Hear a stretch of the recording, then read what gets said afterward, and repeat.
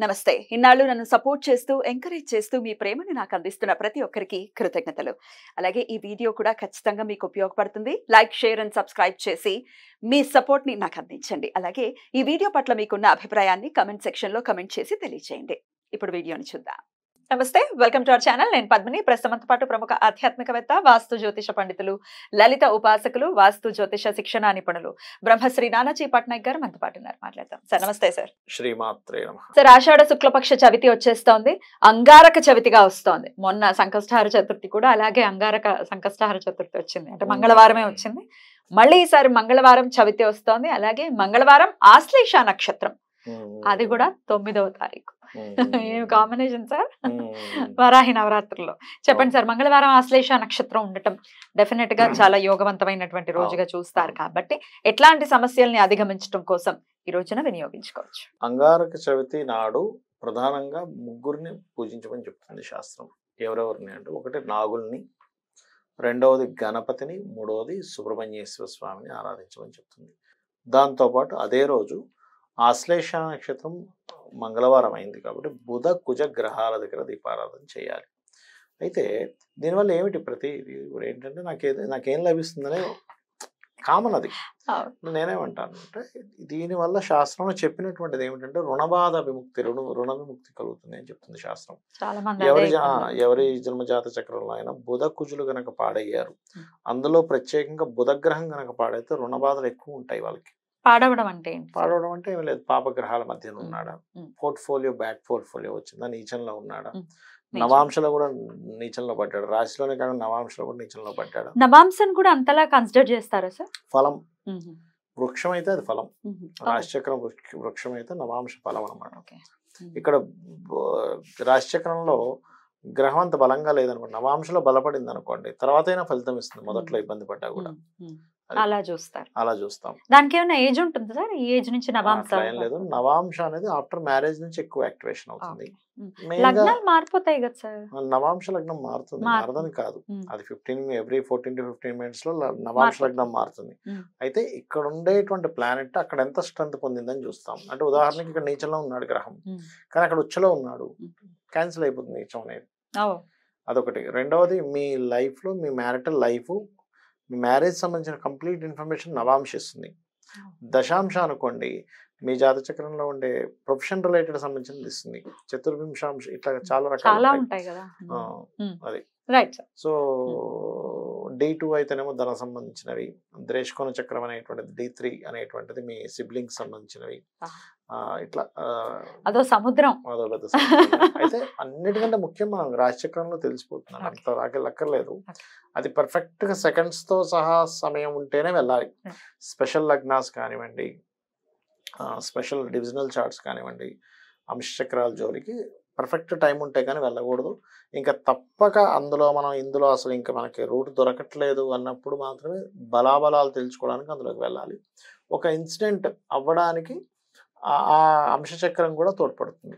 Job రావాలి, రాశిచక్రంతో పాటు దశాంశ చక్రం కూడా కొంచెం చూసుకోవాలి. వివాహం అవ్వాలి, రాశిచక్రంతో పాటు నవాంశ చక్రం కూడా చూసుకోవాలి. హెల్త్ ఇష్యూస్ వస్తున్నాయి, రాశిచక్రంతో పాటు ఆ చక్రం కూడా. ఆ ఇబ్బందిని బట్టి ఆ చక్రాన్ని చూస్తారు, దాన్ని బట్టి అనాలిసిస్ చేస్తారు. బ్యూటిఫుల్.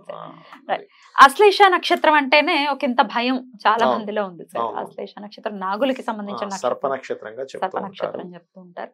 ఆశ్లేష నక్షత్రం వాళ్ళు ప్రత్యేకంగా ఈ రోజున వినియోగించుకోవాల్సిన పరిస్థితి ఉంటుందా? ఆశ్లేష నక్షత్రం వాళ్ళు మాత్రమే వినియోగించుకోవాలి లేదు. ప్రత్యేకంగా అంటే, ఒకటి, వాళ్ళ బుధగ్రహం కనుక పాడైంది, వాళ్ళ ఆ నక్షత్రంలో పుట్టాము. కొంతమందికి ఏమవుతుందంటే, ఆశ్లేష నక్షత్రంలో పుట్టి సర్పదోషం ఉందనుకోండి, అప్పుడు ఖచ్చితంగా వాళ్ళు ఇంకెక్కువగా దీని మీద కాన్సన్ట్రేషన్ చేసినట్లయితే వాళ్ళకి ఫలితం అనేటువంటిది బాగుంది. అయితే ఈ యొక్క రోజు ప్రత్యేకంగా ఎప్పుడు కూడా గ్రహము, దేవత, ఈ రెండింటిని పట్టుకొని వెళ్ళాలి ఎప్పుడు మనం. కుజ బుధ గ్రహాల దగ్గర దీపారాధన చేసి ప్రదక్షిణం చేయడము. రావి చెట్టు ఉంటుంది సార్, రావి చెట్టు వేప చెట్టు కలిసినటువంటి దాని చుట్టూ మనకి సర్పాలు ఉంటాయి, వాటి చుట్టూ ప్రదక్షిణం చేయడము. మరియు వీలైతే ఈరోజు గరుడ పురాణం చదవమని చెప్పింది శాస్త్రం. ఎందుకంటే అంగారక సంబంధించినటువంటిది, అంటే బుధకుజుల కలయిక కూడా ఒక రకంగా సర్పదోషం కింద చెప్పారు శాస్త్రంలో. బుధకుజులు, శని కుజురాహువులు, రవిరాహువులు, శనికేతువులు ఇట్లా రాశి కుజరాశుల్లో రాహు ఉండడం ఇవన్నీ కూడా సర్పదోషాల కిందకి వస్తాయి. అంటే ఏంటి, సర్ప సంబంధించినటువంటి తత్వం మీలోకి వచ్చేసింది. అంటే అట్లాగా సర్పం ఎట్లా ఉంటుంది, ఎప్పుడు భయపడుతూ సడన్ గా బొసగొట్టినట్టుగా ఉంటుంది. అంటే ఏమిటి, నీలో ఎప్పుడు ఏదో ఒక భయాందోళనలు, కోపము, క్రోధము నీలో పెరిగాయి అంటే నీకు సర్ప సంబంధించినటువంటి ఎనర్జీ నీకు కనెక్ట్ అయింది. అలా ఉంటే నువ్వు బాగుపడతావా, బాగుపడవు. వీడు కోపిష్టరా, వీడు ఎప్పుడు చిరాకు పడుతుంటాడరా అంటాం. ఆ తత్వం నీలో పోవాలి అంటే నువ్వు ఇది చెయ్యు అని చెప్పడం జరిగింది. అయితే ఇందులో గరుడ పురాణం చదివినప్పుడు మాత్రం చాలా ఎక్కువ రిజల్ట్ రావడం నేను చూశాను. గరుడ పురాణం విన్నా, యూట్యూబ్ లో గరుడ పురాణం కొడితే వస్తుంది. ఇంత ముందులా మనం పుస్తకాలు పెట్టుకుని చదువుకోవాల్సిన అవసరం లేదు. అది విన్నా కూడా మీకు దోషం పోతుంది. అయితే జాతచక్రాల్లో చిన్నపిల్లలకు గనక బుధుడు పాడైతే ఎడ్యుకేషన్ డిస్టర్బెన్స్ వస్తూ ఉంటుంది. ఇది గనక చేస్తే సంతానం గురించి ఎడ్యుకేషన్ డిస్టర్బెన్స్ తగ్గుతుంది. నర్వ్ రిలేటెడ్ ఇష్యూస్ ఉన్నా, కొంతమంది బ్యాక్ పెయిన్ ఉంటూ ఉంటుంది. నర్వ్స్కి బుధుడు శని ఇద్దరు కారకులు. ఆ దోషం అనేటువంటిది పోతుంది. అదేవిధంగా మనకి వెనకాల వెన్నుముక్క కుజుడు కారకుడు. వెన్నుముక్క సంబంధించిన సమస్యలు ఏమైనా ఉన్నా సరే ఈ యొక్క పూజ చేయడం ద్వారా చాలా మటుకంటే మంచి డాక్టర్ దొరకడం, మంచి మెడిసిన్స్ దొరకడం జరుగుతాయి చేయడం వల్ల. అండ్ అదేవిధంగా ముఖ్యంగా మనం ముందుగా చెప్పుకున్నట్టుగా అప్పుల బాధల నుంచి ఖచ్చితంగా బయటపడతారు. అద్భుతం. ఇదే సమస్యతో చాలా మంది సతమతం అవుతున్నారు. ఎట్లా రా బాబు దీని నుంచి బయటపడడం, వస్తూనే ఉన్నాయి. మనం ప్రత్యేకించి ఈ పంచాంగాన్ని గనక దగ్గర పెట్టుకుంటే మనకి ప్రత్యేకమైన తిథులు ఆ కాంబినేషన్ తో ఉండేవి ఖచ్చితంగా తెలుస్తాయి. వినియోగించుకునే వాళ్ళకి ఖచ్చితంగా మార్పు అనేది ఉంటుంది. 100% ఉంటుంది. అంటే మీరు భక్తి, శ్రద్ధ, ధర్మము ఇవి గనక పాటించగలిగితే ఖచ్చితంగా మీకు రిజల్ట్ అనేటువంటిది ఉంటుంది. రైట్. దీపారాధన చేయటమే మీరు ప్రత్యేకంగా చెప్తున్నారు. బుధ కుజ గ్రహాల దగ్గర ఆ రోజు సుబ్రహ్మణ్యేశ్వర స్వామి అష్టోత్తరము, విష్ణు సహస్రనామాలు ఎక్కువగా చేయాలి. ఆ రోజు చేసినట్లయితే ఫలితం బాగుంటుంది. రైట్. అయితే ఏ సమయంలో చేయమంటారు సార్ ఇవన్నీ కూడా? ఉదయం పూట చేసుకోవచ్చు. ఉదయం కుదరలేదు, ఆఫీసు హడావిడి 8 గంటలకి 7 గంటలకి వెళ్ళిపోవాలండి, చాలా దూరం అనుకున్నటువంటి వారు సాయంత్రం పూట కూడా చేసుకోవచ్చు. ఏవైనా అవాంతరాలు వచ్చి ఒకవేళ మిస్ అయితే అయ్యో మిస్ అయ్యామే అని అనుకుంటారు ఖచ్చితంగా. అవునవును. మరొక రోజు చేసుకోవాలంటే ఎప్పుడు చేసుకోవచ్చు సార్? మంగళవారం కానీ బుధవారం కానీ చేసుకోవచ్చు. ఇదే ప్రక్రియ చేసుకోవచ్చు.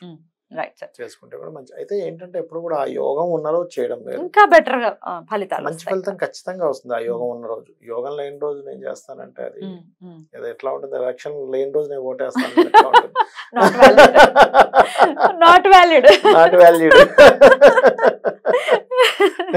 మెషిన్లు కూడా ఉండవు, ఈవీఎం మెషిన్లు. అంటే పుణ్యాన్ని క్యాలిక్యులేట్ చేయడానికి ఆ మెషిన్ కూడా ఉండదు. సో అలాగే ఒకసారి న్యూమరాలజీ ప్రకారం కూడా చెప్పండి సార్. 9వ తారీఖు వస్తుంది, ఇది కాంబినేషన్ చూసుకుంటే 9వ తారీఖు కుజ నంబర్ గా చెప్తూ ఉంటారు కాబట్టి ఎట్లా సార్ ఆ డే కూడా? ఎప్పుడు కూడా ఈ న్యూమరికల్ గా కానివ్వండి, వారం కానివ్వండి, నక్షత్రం కానివ్వండి, ఇవన్నీ ఏంటంటే ఆ ఎనర్జీని పొందున్న రోజు మనకి ఇంకొంచెం చెప్పడం, అంటే న్యూమరికల్ గా కూడా కనెక్ట్ అవ్వడం మీరు గమనించినట్లయితే నేను ఆశ్చర్యం వేస్తూ ఉంటుంది. జన్మజాతకంలో అగ్రెసివ్ నేచర్ ఉండే కాంబినేషన్ ఉంటుంది. నెంబర్ చూస్తే 9 నెంబరు, 1 నెంబరు ఇవి ఉంటాయి విచిత్రంగా. లేదా టోటల్ చేస్తే నెంబర్ 9 లో రావడము, లేకపోతే 9s ఎక్కువగా ఉండడము, ఇవి కనెక్ట్ అయి ఉంటాయి. అరే ఇదేంటి, తారీఖు కూడా కరెక్ట్ గా కనెక్ట్ అవుతుంది అనిపిస్తూ ఉంటుంది. పనిచేస్తుంది. మీకు ఎందుకు, మీకు ఏదైనా ఒక మనకి ఇన్సిడెంట్ జరిగే ముందు కొన్ని నెంబర్స్ మన కళ్ళ ముందు తిరుగుతూ ఉంటాయి. చాలాసార్లు నిమిత్తం యూజ్ చేసి మనం ఆన్సర్ చెప్పేటప్పుడు ఎవరైనా వెహికల్ మీద వెళ్తే కార్లు నెంబర్ చూస్తే అక్కడ కనుక డబల్ నెంబర్లు వస్తే ఆ పని అయిపోతుంది ప్రశ్నలో. అది డిసెండింగ్ నెంబర్ వచ్చింది అనుకో, మనం చూసినప్పుడు వాళ్ళు ప్రశ్నించినప్పుడు పని అవ్వదు. నెంబర్ మీకు ఇండికేట్ చేస్తుంది. డెఫినెట్లీ మన శాస్త్రంలో కూడా నంబర్ ఉంది కదా, నవగ్రహాలు. ఆ గ్రహాలకి జపాలకి ఒక సంఖ్య ఉంది కదా, సంఖ్య ఖచ్చితంగా ఉంది. మరియు